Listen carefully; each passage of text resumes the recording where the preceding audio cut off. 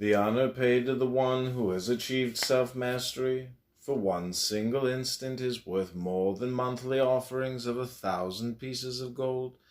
Honoring the one who has achieved self-mastery for one single instant is worth more than living in the forest, tending the sacred fire for 100 years. Making offerings for glory and recognition is not 1/4 as worthy as honoring the upright. Whoever shows reverence and respect for the aged is rewarded fourfold, with long life, beauty, happiness, and strength.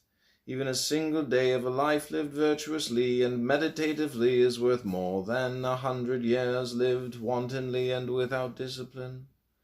A single day's life of a wise and contemplative man is worth more than 100 years lived wantonly and without discipline. A single day's life of one who puts out great effort is better than a life of 100 years lived in idleness and sluggishness.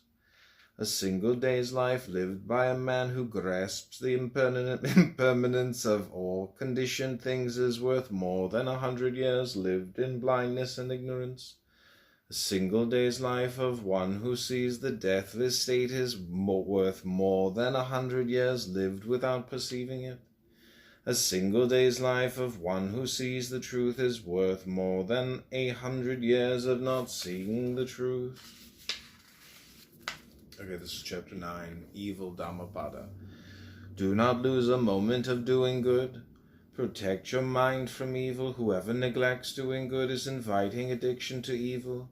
If a man has mistakenly committed an evil deed, let him not repeat it. Let him not be addicted to evil, for it is the amassing of evil that brings misery.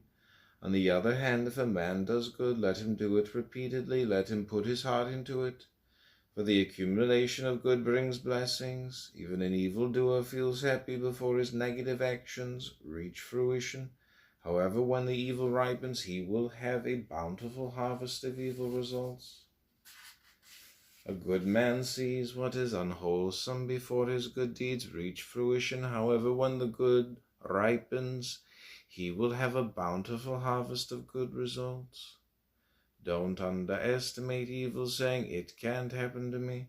As a pot slowly fills up with water, drop by drop, so does the fool little by little become full of evil. Don't underestimate good, saying, "It can't happen to me." Water falling drop by drop will fill even a large pot.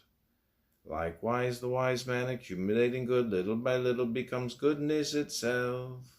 One should shun all evil.